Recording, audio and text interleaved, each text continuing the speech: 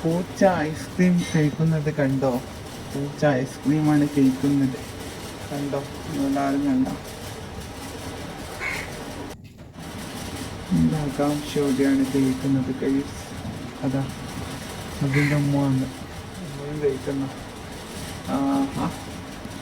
എന്താ എന്തെങ്കിലാണ് തണുപ്പ് പിടിച്ചിപ്പോൾ ജലദോഷം പിടിക്കുമോ?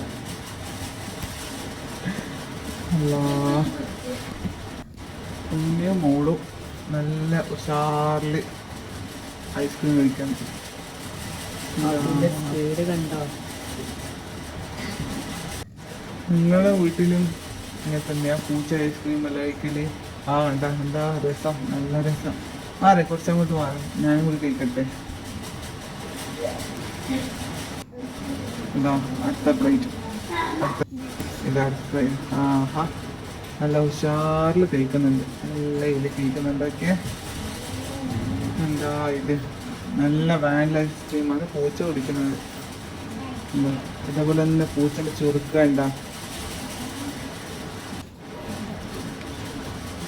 ഇപ്പോഴത്തെ പൂച്ചേൻ്റെ ഒരു ട്രെൻഡ് ഉണ്ടോ ഐസ്ക്രീം കുടിക്കുന്നത്?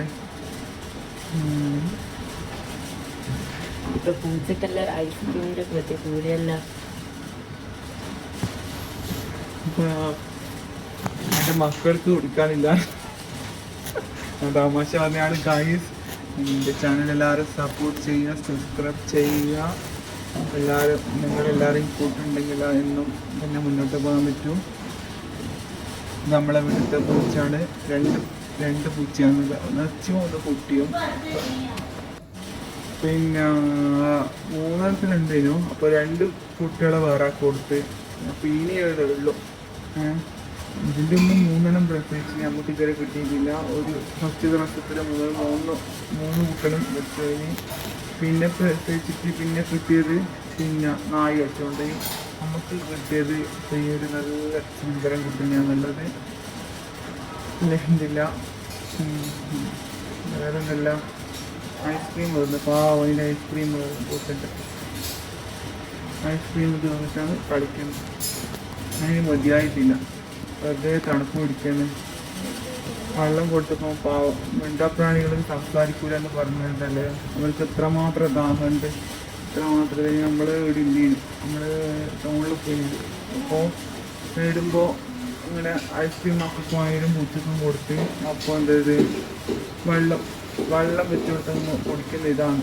ഞാൻ അയച്ചിട്ട് പോവാം എൻ്റെ മുത്തുക്കൾ. അതിന് വേണ്ട പോകും, വേണ്ട.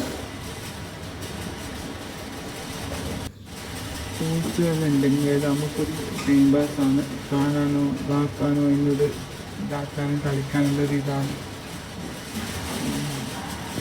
പിന്നെന്തല്ല